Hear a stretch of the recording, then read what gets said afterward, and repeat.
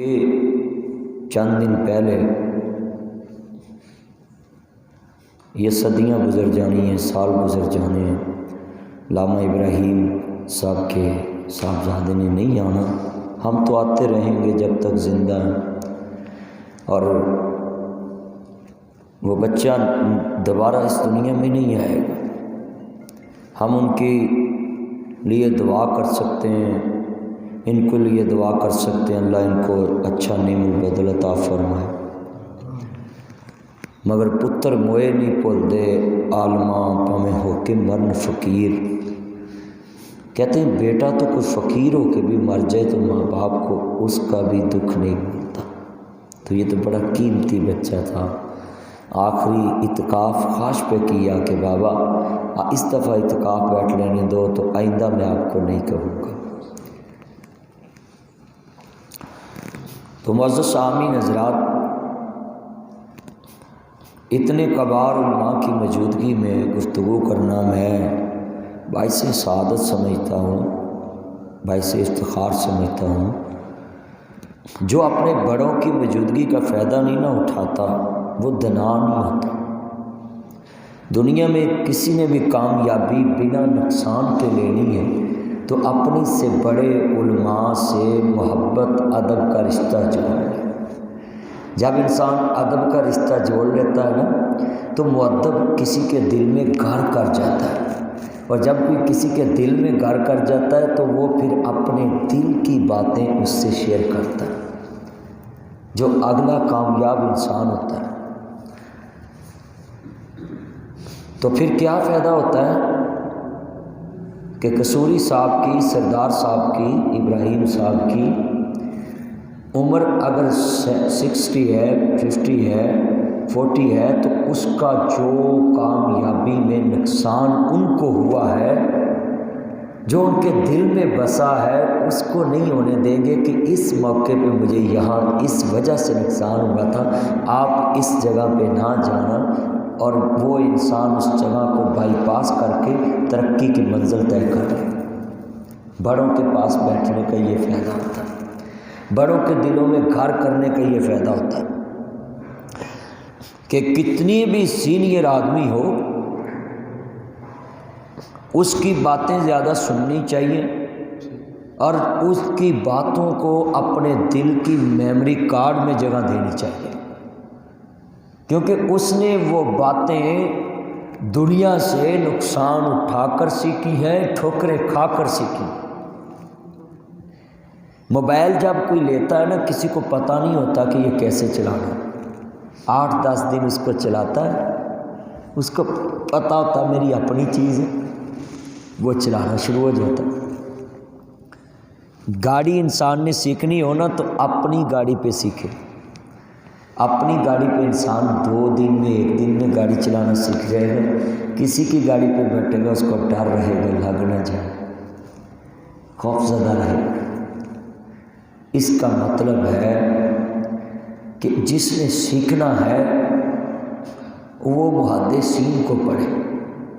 محدثین اگر سفر بھی کرتے تھے نا تو رستے میں انتظار کرتے کہ کسی اہل علم کا گھر آ جائے اور میرا وہاں پڑاؤ ہو جائے، اور ان سے جو علم کا استفادہ ہے وہ میں حاصل کر لوں، اور پھر میرا اگلی منزل۔ حضرت ابو ایوب انصاری رضی اللہ تعالیٰ عنہ ایک حدیث کے لیے کتنے دن کا بھوکے پیاسے سفر کیا، 7 گھر سے کھانا لیا۔ وہ حدیث کیا تھی کہ جس نے کسی انسان کے عیب پہ پردہ ڈالا، اللہ قیامت کے دن اس کے عیب پہ پردہ ڈالے۔ یہ عزیز حضرت ابو ایوب انصاری رضی اللہ تعالیٰ جب لینے کے، اس آدمی کے پاس ایک ہی حدیث تھی۔ کتنے وہ عظیم لوگ تھے جو حدیث رسول کو حاصل کرنے کے لیے اپنا جان، اپنا مال، اپنا ٹائم لگا کر جاتے تھے۔ اب ہم اشتہار پہ لکھ بھی دیتے ہیں کہ کھانے کا انتظام ہوگا، حدیث رسول سننے آ جائے، لوگ پھر بھی نہیں آتے۔ ہمیں لکھنا پڑتا ہے، لوگ پھر بھی نہیں آتے۔ مگر اہل علم دین کے لیے سفر کرتے تھے، اگر اپنا ذاتی کام بھی ہوتا تو راستے میں نیت یہ ہوتی تھی کہ مجھے کوئی عالم مل جائے، ایک عالم کا تذکرہ کر کے میں اجازت چاہوں گا۔ حضرت امام شافعی رحمۃ اللہ علیہ سفر کرتے ہیں کدھر جا رہے ہیں؟ کسی اپنے عزیز کو ملنے نہیں جا رہے، کسی رشتہ دار کو ملنے نہیں جا رہے۔ امام شافعی محمد بن ادریس رحمۃ اللہ علیہ المعروف امام شافعی جا رہے ہیں کس کے پاس؟ حضرت امام احمد بن حنبل کے پاس جا رہے ہیں، تو ملنے جا رہے ہیں اللہ کی رضا کے لیے۔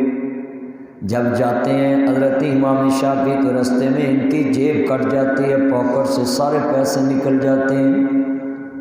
تو آج کل تو بڑا تماشا چلا ہوا ہے نا کہ سڑکوں پہ کھڑے ہو جاتے ہیں، جی میں نے لاہور جانا ہے، کراچی آیا تھا میری جیب کٹی گئی اور مجھے کرایہ چاہیے، اگلے سے جا کر کہتے ہیں میں نے پشاور جانا ہے، کوئٹہ جانا ہے، میری جیب کٹ گئی۔ یہ بہانے ہوتے ہیں مانگنے کے۔ مگر امام شافعی کسی سے سوال کیسے کرتے؟ انہوں نے تو علم سیکھنے کے لیے سوال نہ کیا۔ جب امام مالک پڑھا رہے اور مسجد نبوی میں پڑھا رہے ہیں اور میں صدقے جاؤں گنبد خضرا کے سائے میں پڑھ رہے ہیں، تو حضرت امام مالک نے دیکھا کہ شافعی زمین سے ایسے تنکا پکڑتے ہیں، اپنا لب لگاتے ہیں، اپنے بازو پہ کچھ لکھتے ہیں۔ حدیث رسول کے دوران امام مالک نے روکا بھی نہیں، ٹوکا بھی نہیں، پڑھاتے رہے۔ جب پڑھا کے فارغ ہوئے تو فوراً اپنے شاگرد کو بولتے ہیں، بیٹا محمد بن ادریس، میں نے کیا دیکھا ہے؟ ما ھذا، یہ کیا ہے کہ تم اٹکیلیاں کر رہے ہو، کھیل رہے ہو، یہ شرارتیں کر رہے ہو کہ میں تمہیں پڑھا رہا ہوں اور تنکا لے کر تم ایک لب لے کر اپنے بازو پہ کچھ لکھ رہے، یہ کیا ہے؟ آج کل کا استاد ہوتا تو ہیپر ہو جاتا اور یہی ویپر پکڑ کر ہی اس کو لگاتا، پھر میڈیا پہ خبر آتی کہ استاد نے بچے پہ اتنا تشدد کی ہے۔ ہم نے سیکھا نہیں ہے اپنے بڑوں سے۔ اتنے عظیم کہ حضرت امام مالک کہتے ہیں شافعی بیٹا کیا کر رہے تھے؟ غصے میں آ گئے، مگر کہا کچھ نہیں۔ غصے میں آ گئے، پوچھا کہ میں حدیث پڑھا رہا تھا اور آپ کیا کر رہے تھے؟ آج جتنے بیٹھے ہیں یہ واقعہ بڑا دلچسپ ہے۔ امام شافعی رحمۃ اللہ علیہ کہتے ہیں حضور میں نے کوئی شرارت نہیں کی، میرے پاس لکھنے کے لیے چمڑا نہیں، لکھنے کے لیے قلم نہیں، سیاہی نہیں، تو کہا کہ میں نے یہ تنکا پکڑا ہے، اپنا لب لیا اور بازو پہ حدیث لکھی ہیں جو آپ نے سنائی ہیں۔ اگر آپ سننا چاہتے ہیں تو 25 حدیثیں میں آپ کو سنا سکتا ہوں جو آپ نے زبانی پڑھی اور میں نے یاد کر لی۔ حضرت امام شافعی رحمۃ اللہ علیہ جب یہ بات سنا کر فارغ ہوئے تو حضرت امام مالک کہتے ہیں میرے بیٹا آپ نے مجھ سے سوال کر لینا تھا، اتنا قیمتی بچہ ہے تو نے تو زبانی موتا امام مالک یاد کی ہوئی ہے، تو آپ مجھ سے سوال کر لیتے۔ آپ جیسے بچے پہ خرچ نہ کرنا تو کس پہ کرنا ہے؟ کیونکہ میرے نبی نے صحابہ صفہ پہ جب سیدہ فاطمہ زہرا سلام اللہ علیہ آئی تھی تو آ کر کہتی ہیں بابا مجھے سواری غلام چاہیے، میں کام کر کے تھک جاتی ہوں، تو میرے نبی نے کہا تھا فاطمہ یہ وظیفہ بتا دیتا ہوں، یہ پڑھ لیا کرو، اللہ تمہاری تھکاوٹ دور کر دے گا۔ مگر اگلی بات جو کہی ہے، آؤ عزیزان من، میرے بھائی علامہ ابراہیم طارق صاحب کی مسجد میں جمع ہونے والوں اور حضرت صاحب کی موجودگی میں یہ بات کرنے لگا ہوں۔ میرے نبی نے کہا میری بیٹی یہ وظیفہ پڑھ لو۔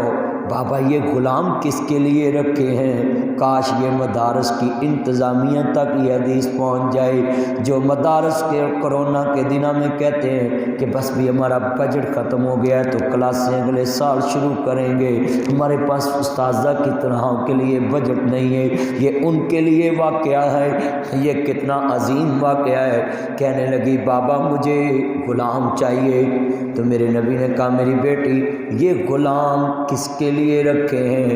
یہ غلام میں نے صحابہ صفا پہ جو طالب علم پڑھتے ہیں ان کی نبی تعلیمی لوازمات پورے کرنے کے لیے میں نے ان کے خرچے کے لیے رکھے ہیں۔ تو رہا مسئلہ آپ کا، میں اپنی بیٹی پہ ان کو ترجیح دیتا ہوں تاکہ یہ دین محمد سیکھ جائیں، یہ اللہ کا دین سیکھ جائیں۔ وَإِذَا قِيلَ لَهُمْ تَعَالُوا إِلَىٰ مَا أَنزَلَ اللَّهُ وَإِلَى الرَّسُولِ رَأَيْتَ الْمُنَافِقِينَ يَصُدُّونَ عَنكَ صُدُودًا۔ لوگوں قرآن کی طرف آ جاؤ، حدیث رسول کی طرف آ جاؤ۔ قرآن بھی منزل من اللہ، حدیث رسول بھی منزل من اللہ۔ نزل علی محمد وہو الحق، تو میرے نبی پہ نازل ہوا وہ حق ہے۔ والنجم اذا ہوا ما ضل صاحبکم وما غوا وما ینطق عن الہوی ان هو الا وحی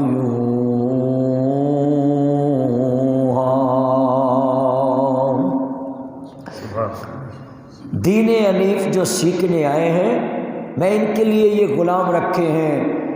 میرے نبی کریم نے پوری امت کے مدارس کے بانیان کو، متولیان کو، انتظامیہ کو یہ سبق دے دیا کہ اسوہ دیکھنا تو میرا اپنی ضرورتوں سے مال نکال کر امت کے طلباء پہ خرچ کر دینا، اپنی ضرورتوں پہ دین کی ضرورت کو ترجیح دینا، یہ ہے ہمارے اسلام کا اصل چہرہ۔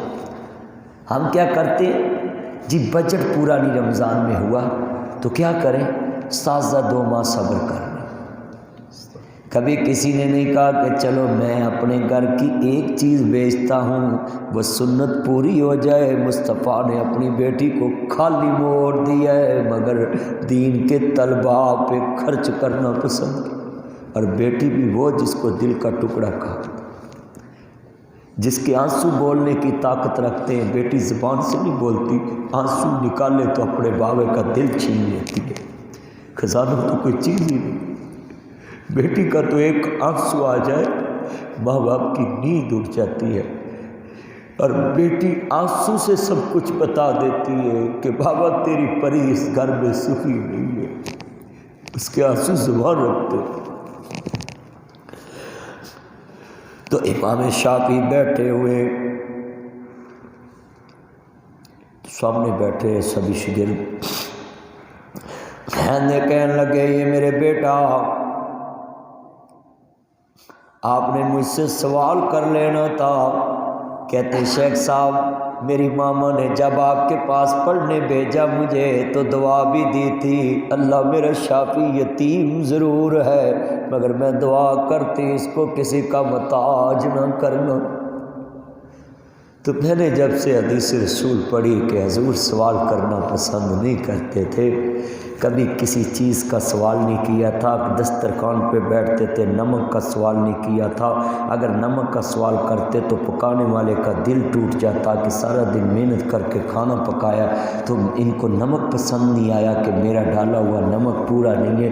تو نبی کریم تو اتنے دور اندیش، تو اتنے نبی دور اندیش تھے کہ جس نے کھانا پکایا اس کا دل نہ ٹوٹ جائے۔ کبھی دوسری دفعہ نمک نہیں مانگا تھا، کبھی چپاتی نہیں مانگی تھی، کبھی دوسری دفعہ کھانا نہیں مانگا تھا۔ اگر طبیعت کے مطابق نہ ہوتا تو اٹھ کر چلے جاتے، کبھی یہ بھی نہیں کہا تھا کہ مجھے پسند ہی نہیں۔